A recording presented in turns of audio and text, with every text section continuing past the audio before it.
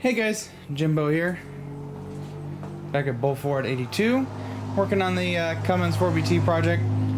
I've had a slight change in plans, and I wanted to give you guys a little update. You probably figured out what's happening in this video based on the title, and by some things I have on the bench here. I've decided, after looking over these cylinder walls here,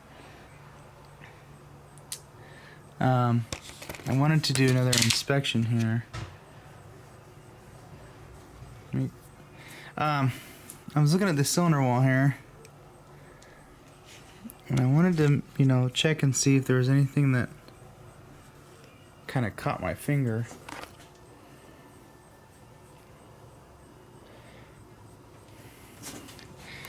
But I was thinking these cylinder bores, for the most part, are in pretty good shape.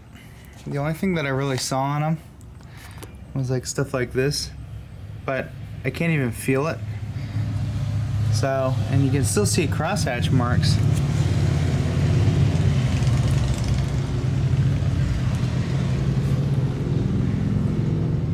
They're a little faint right there, but they're still there. So I was thinking, instead of boring this out, and I was really wanting to do that, but I'm thinking I'm going to try and hone this out first and see how the cylinder walls look. Because if we can just hone it out, we'll rerun our pistons here, but we're going to put new rings and bearings on, obviously. So, because I wanted to... My problem is I got to spend $400 on new pistons. That was the plan. I was thinking about doing it, but I'm kind of, second guessing it and thinking, why don't we just try and save a few bucks? And if we can get away with just honing out the cylinders here, it was running fine with the way the cylinders are now. We can save ourselves some money by reusing these pistons here. Just put new bearings in. I mean, that's really all that was wrong with it, was the bearings wore out. The only thing I did notice on this does have piston cooling jets. You can see that little nozzle right there. There's another one right there. Another one right there. But we're missing one right there. And I don't know where it went.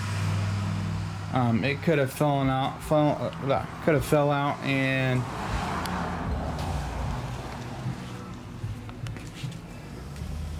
yeah, it probably fell out and it's been long gone with whatever oil change happened. I didn't hear anything roll around this pan when I took it off.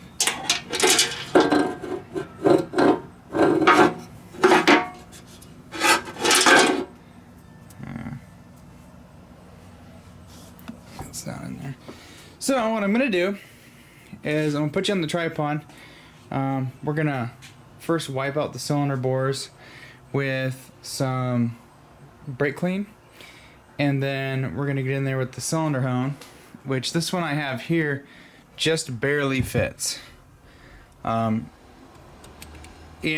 its loosest position, it just barely touches the cylinder walls, but when you give it some juice, these fling out.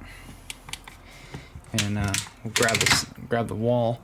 I was gonna get a dingle ball deal for this, but the ones I think for this size cylinder bore were kind of expensive. So my plan now is to hone these out, get them to clean up, and if they look good, then we can continue on, and we'll just get a ring kit, put new rings on that.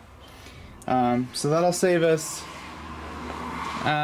roughly $500 for the machine work here. The other thing is that crankshaft down there is in mint condition. Nothing's scored up or scratched or nothing, so I think what I'm going to do is just clean the bearing surfaces up and put new bearings in. Hey, DeBoss Garage did it, so we're going to do it. The only thing that we're really going to spend some money on is a cam job and tappet. I can't rerun this. If that wasn't like that, I was just going to rerun this camshaft. So what I'm thinking I'm gonna do is we're gonna press this out of the gear there, and that's gonna get shipped off to Colt Cams, and that's gonna get a stage 2 regrind. I'm also going to reuse my injectors. It was running pretty good with those. I don't know where I put my injectors. I think they're over here somewhere. Oh, they're right there. I'll probably get actually I think I have a kit for them in the in that box up there. I'll check and see. So I'll rerun those. That's another $300 I was gonna save. So we're saving about $1,200. We're gonna have to spend at least $400 for the camshaft and tappets. I believe I'm gonna get some new push rods to go with the tappets and whatnot. Yeah, so I'm gonna get this set up here. I'm probably gonna turn this thing on its side, and when we're done honing the cylinders, that all looks good. We're gonna start taking the bearing caps off for the crankshaft and see if we can get the crankshaft out. Some brake clean here. Get the oil out. So that's all the nasty, dirty stuff that's in there. It's nice and clean, no contaminants, no grits. And I've got this on the loose setting, so if we get some speed on it, we can crank her up here. Let's see, how do we want to lube our deals up here?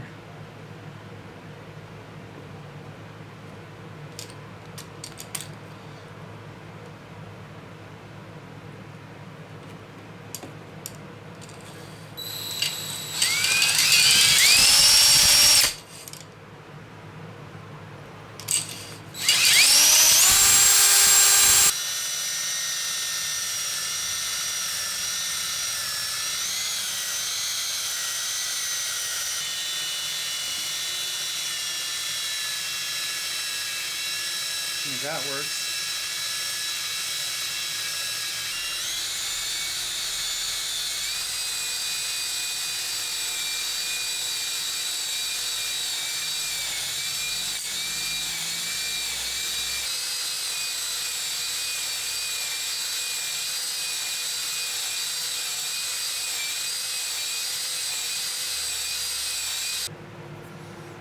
Yeah, those look really good.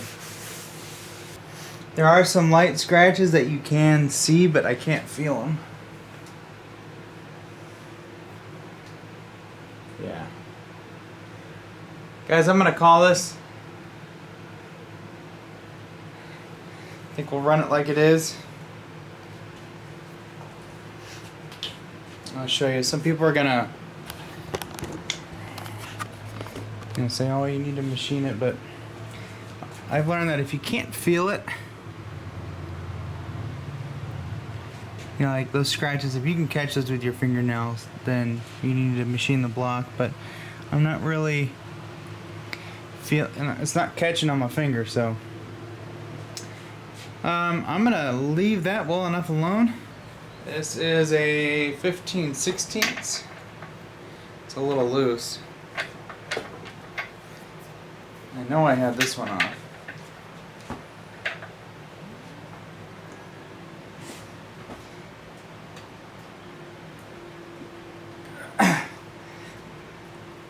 At least I think I did. Unless I put it on really tight.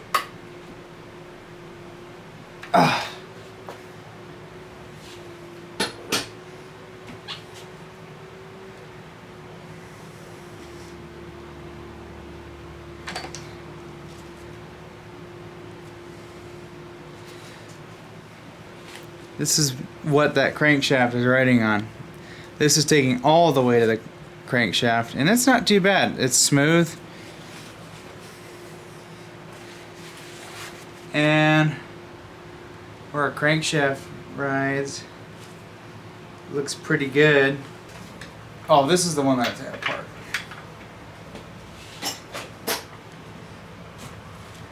Okay, let me arrange this on my bench here.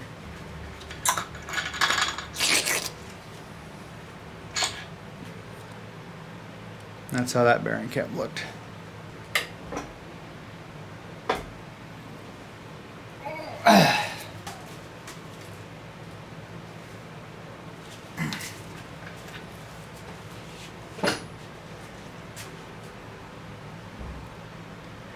Not too bad.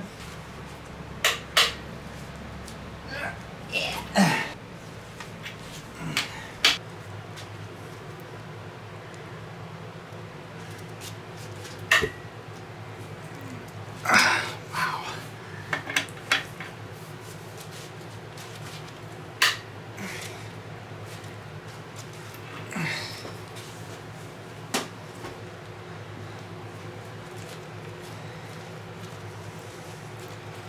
Yeah, so far we can just do a bearing roll on this thing and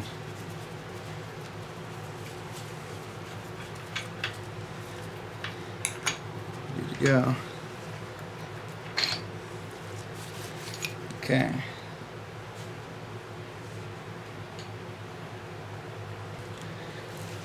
I just wanted to see. Oh, that's not too bad actually.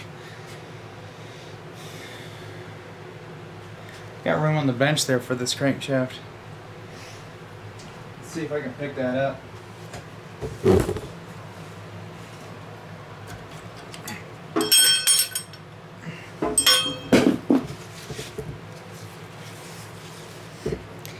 That's not too bad actually. These main bearings weren't too bad. Getting all dressed up just to go to Cummins on a Wednesday night. I read that book you.